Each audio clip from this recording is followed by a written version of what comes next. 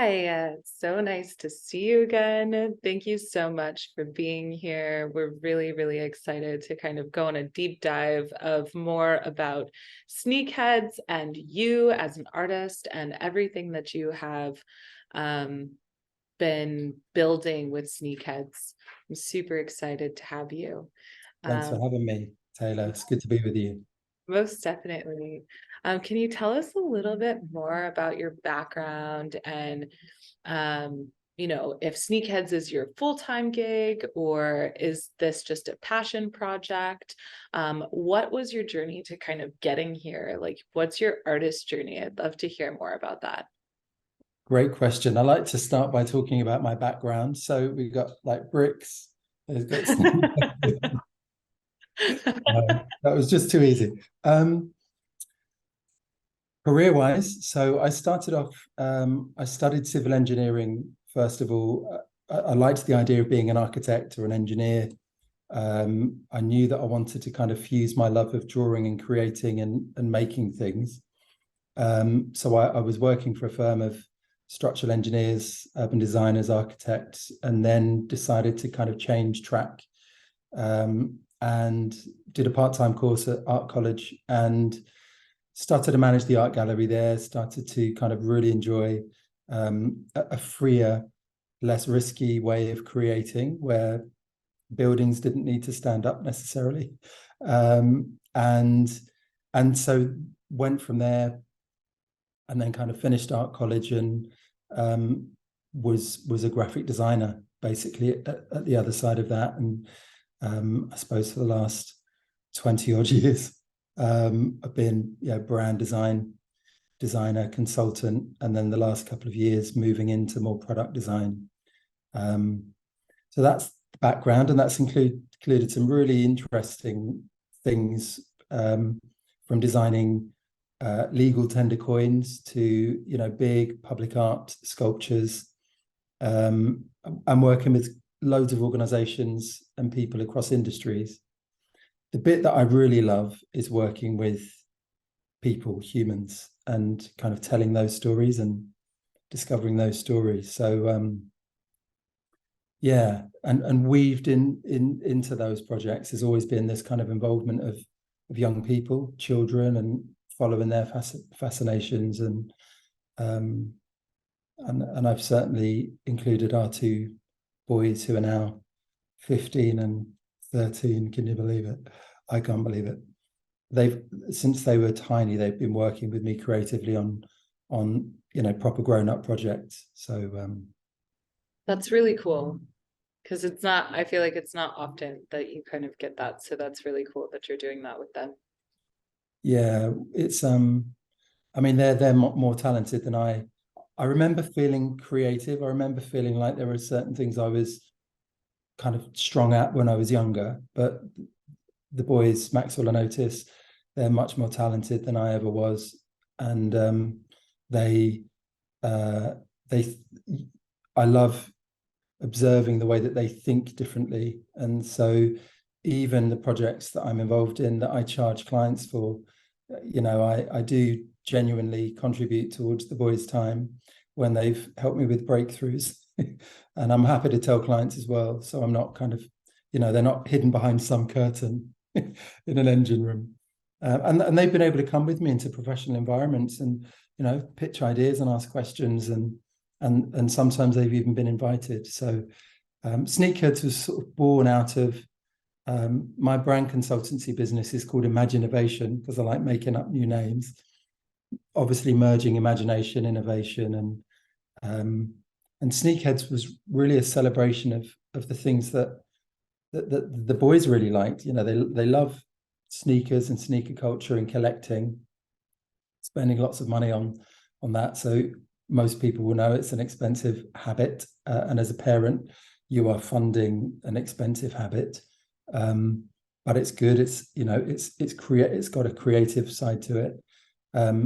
They love collaborating, they love creating, they love customizing, and so we kind of and they love art. They're really talented. One is a really good graphic designer already. The other one is a good illustrator, and good at fine art. So we kind of put all of those different interests into a kind of a bowl, if you like, and we created these characters that we call SneakHeads.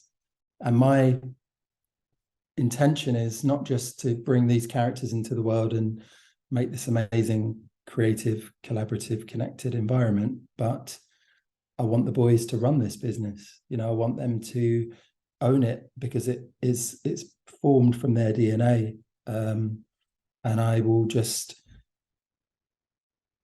fan enough oxygen into the flames as I can, but at some point I'll step to the side and they will completely lead it and do all of the things that I wasn't good enough to do.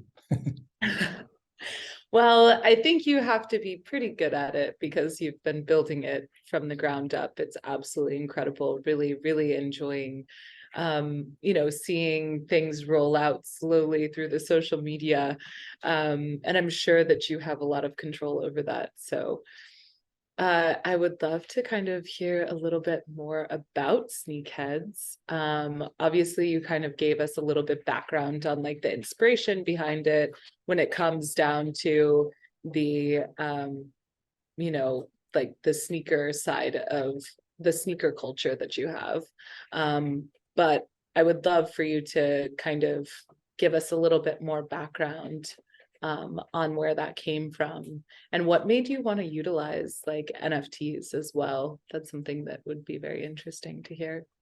Because this was something that you built before, correct? Like you built it before the NFT space, like you've been building it for a little bit, correct? Yeah, I definitely knew that I wanted to get into more games and toy design, and the idea of collectibles was a natural kind of development based on that desire and intention. And it's probably worth saying, because I know that I've got the luxury of time and energy to do this, because my wife and I decided years ago, before we had children, that we would opt out of working full time. We questioned who invented the 5-day week. Why do we have 2 days for ourselves at the end of a week? Why are we shortchanged? And we couldn't answer that question and not do something about it. You know, we were happy to work hard, happy to kind of reap the rewards of working hard. We worked for good big businesses at the time, but we opted out, and so we decided let's do 3 days a week. Let's do 3 or 4 days a week and have 3 or 4 days a week for us and do the things that we love, and sometimes have guilt-free days of just relaxing and recharging and reminding ourselves of the other things that we forgot that we liked to do, and maybe the things that we forgot that we were even good at. So of course the boys have come along. I'm making the process of having children sound really easy. So the boys have come along into an environment where we are working part-time, we are at home a lot as a family, and we have this really nice balance where we can spend time creating, making, studying, relaxing. We're not getting too stressed, and so of course you have more headspace. So that's the kind of backdrop to me, having had the time over the years to experiment on the side, to do, contemporary clowning training, to work with organizations on developing people and discovering the kind of how chemistry works within organizations, aside from the design and aesthetic of what looks good and why it looks good. So SneakHeads came out of that creative ecosystem. The soil was quite fertile to pretty much have lots of ideas. Most of them couldn't really go anywhere, shouldn't really go anywhere. And so SneakHeads was really this little character that the boys and I made out of initially 2 polystyrene balls with wooden dowels for legs, with mini sneakers as sneakers. And we cut out 2 silver eyelets from some old Nike boots I bought in New York back in 1997. And that became like the first prototype to the SneakHeads. And this was 2019 to 2020. Way before I think heard of NFTs. And if I'd heard of them, I probably thought it was something else. So it was already a product that we wanted to bring into the world with this solid idea around customization, collecting, creativity, sharing, swapping, and trying to create something that would cut across generations. So young people could love it, older people could love it, and people could customize it. And so this idea of having like an entry-level model, but also a luxury range. So I suppose we ended up with this 3D canvas more than anything, and a character that we were calling SneakHeads. Here's a little version close up. You can see the Maxwell's painted the sneakers with some Posca pens, just other art. They're so good. Other art pens are available. But one of the reasons that we called it SneakHeads was obviously it sounds like sneakerheads. So Yeah. that bit probably doesn't need explaining. Yeah. And of course, we knew that we couldn't own sneakerheads. Well, we certainly felt that there's no point in trying to own a brand and register a trademark for such a big universal generic term that no one really should own. Yeah. So we already knew it was kind of brave to try and protect SneakHeads as a name, as a trademark. We successfully registered that. So that's all locked in. Yeah, which you get the little R next to it, and that always feels good. And so there's the sneakerheads reference, but there's also a kind of a more emotive, deeper story. Your tissues already know it's not that kind of a story. We all carry things around in our brains, you know. Sneakerheads, they have lots of other things buzzing around their minds, but they're kind of always thinking about sneakers and sneaker culture and everything around that. But we thought, what if we use that as an analogy, and these characters are actually physically carrying sneakers around in their head, so they're sneaking sneakers around in their head. And so this is like the first public reveal, because only a handful of people have seen, but this is one of the models where the head will pop off. Oh my goodness. And sneakers are actually in the body. So if I take a couple of the mini sneakers that we have here, Yes. And put them back very, very carefully. I'm probably doing this in a really unprofessional way, but just to demonstrate that they do actually fit, you know, back into the body and the head. Yeah. And then that just My pops goodness, on. that's so cool. I want to hear that satisfying snap. So yeah, that's the so they're the so SneakHeads. cool. So, and of course, in exploring that, we realized, okay, second edition shaped SneakHead, we already have an idea of what that 3D shape looks like. But this version, we're using the head almost like the way that we use the box. When you get your treasured pair of sneakers, you keep that beautiful tissue paper, you keep it in the box, you keep it in good condition, you put it on a shelf. But what if you could carry around your favorite pair, or that week's favorite pair?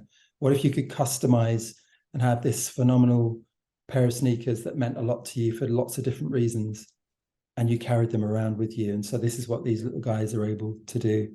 That's so cool. So that's my very, very long-winded way of explaining why SneakHeads.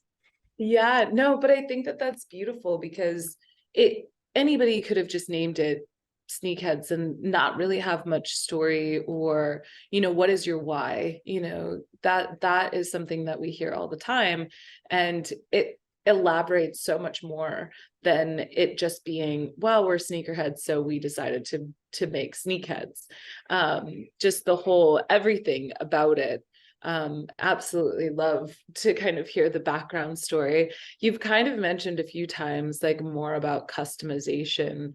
And I think that parallels really well with what we do here at Remix.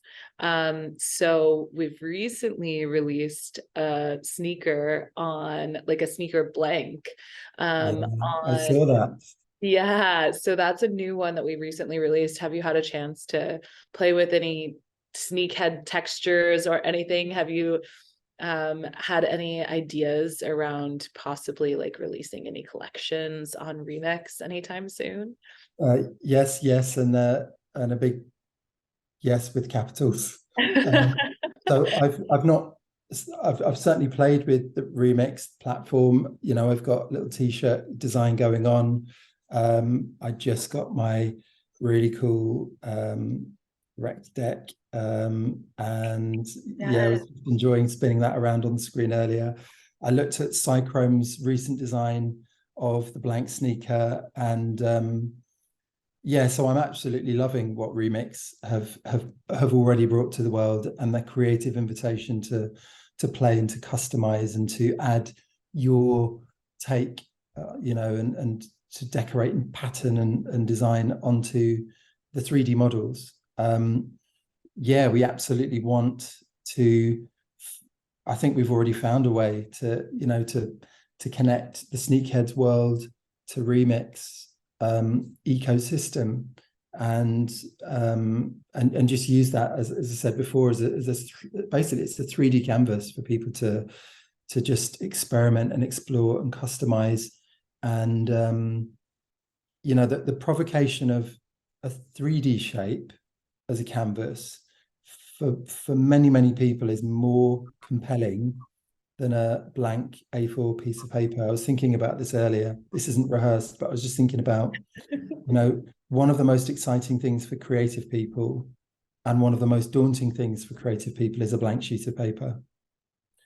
When you see somebody who has populated a blank sheet of paper and made it extraordinary and so good that you kind of feel like, why do I bother? But not so debilitatingly, depressingly good that you don't want to have a go yourself. And I think this is where Remix are doing such a great job at saying to the audience, these are the kind of things that you can do, but you have a go. So it's not this unapproachable edifice of amazing high-end creativity. I'm not saying it's not good, it's amazing, but it's able to cut across the audience, and basically it's an invitation to play and create. You know, that's what we're trying to do with our little Sneakheads characters, to say, here are some skins and textures and designs and patterns and stories that visually you could tell. Mm-hmm. But that's just a start point. That's just a kind of a provocation. Here's your blank sheet, and now you tell your story. Now you create. Now you build your own collection. And you know, I see that the synergy between Remix and Sneakheads is you know, is a beautiful creative collaboration. All the good words I realized the last few days doing lots of, that's my gesture for typing. That's like a clumsy robot. But loads of the really good words begin with C, I've realized, you know, writing lots of copy for the website and putting a few tweets out. You know, connectivity, collaboration, community. I'm going to forget them all now, but you know, constellation and that's always how it goes, right? creative collisions, and you know, curating and a collective. You know, all of those good C words. There are other words are available. But I think, yeah, there's, I love what Remix are doing, and I can't wait to kind of play more with the different models too. Well, super excited to see what you guys do in alignment with us, because it's definitely that. It's an alignment for sure. So you guys are running an NFT project. But it's not just a typical NFT project. I feel like it's pretty different from the majority. And I think that you're using blockchain tech in a really unique way that other people aren't really necessarily taking advantage of. Not to say no one is, because there's definitely some who are, but how are you using it for, you know, more on the side of engaging with communities in person in IRL, and also to kind of like raise awareness for like funds of nonprofits and things like that, because I think that that was something that I found to be really, really cool that SneakHeads is doing, that's kind of setting the bar high for the like NFT and Web3 communities. Yeah, great multi-layered question. Thank Sorry. you. And as you know, I've got a tendency to riff and to waffle and to disappear down rabbit holes. So I am purposefully trying to edit myself because there's so much to say, and I'm so excited about, what the boys and I bring into the world. And and just to say before it pops out of my brain, we do have other people on the team. I've certainly pulled in favors from very talented professionals, and we've got a couple of really solid people on the team who will be revealed at the right time. One of them is so spectacularly good and special at what he does and the space that he occupies, particularly within the sneaker industry, that he is refusing to be outed until everything is ready to be shown, which is great. Cool, though. Yeah, like he's completely with us. He's completely along for the ride, but he's like, no, I'm standing here behind the curtain until we're ready. So, yeah, I mean, we're trying not to use the phrase NFTs within the website, apart from a few nominal bracketed references, so that there's a little bit of education going on, but we're not expecting people that aren't crypto conversant, and people that aren't already within this Web3 space. We're not expecting them to clamber over hurdles just to understand what's available and what the opportunities are. Yeah. So we are talking about our NFTs as community tokens. We are inviting as many people as possible, young and old, from every community around the world, to have a community token, which gives them access to our circular economy that we call a Sneakonomy, and our creative ecosystem, which we call a Sneakosystem, little TM beside it. Yes. And I can give you a couple of examples of how we are already having a kind of an in real life impact. And these are beautiful but fluky chance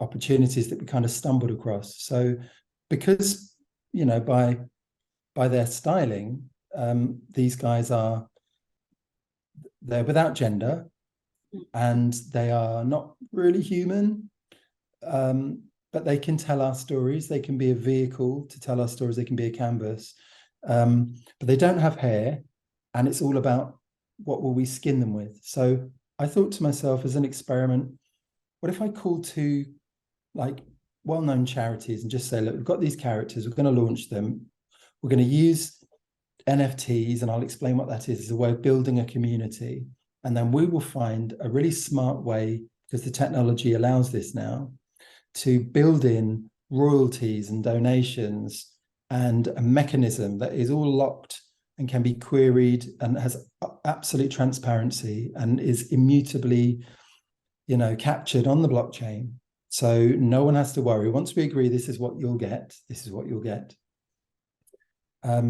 So I called the Vitiligo Society, who are a UK-based charity who raise awareness and funds for research. And vitiligo is a skin condition where you lose the pigmentation in your skin, and it creates patches and actually can be quite beautiful kind of patterns, and everyone is unique, and vitiligo starts on the extremities. So my dad, who is originally from Jamaica, was darker skinned than I am, even when I'm suntanned in the summer. And I remember as a little boy on holiday, he showed us this one tiny little white spot on his ring finger. And over the years, he completely lost the pigmentation in his skin. And it went in patches. And so, to cut a very long story short, I contacted Vitiligo Society and said, I'd love to experiment with different skin tones on our range of characters. Like, imagine every different skin tone is available. And of course, within that collection, vitiligo has to be within there, because that is a skin tone. It's not just one tone. Yeah. And in fact, most of us don't have one skin tone. We might have a generic, like, this is my, but so the picture I painted in the director of the charity's mind was, and they had quite an emotional reaction as a team, was, imagine if a child could use our 3D model, could select their skin tone, could draw their unique vitiligo pattern, could then save that and submit that, and then days later, a beautifully high-end color 3D printed collectible art toy with their unique pattern arrives in a box on their doorstep.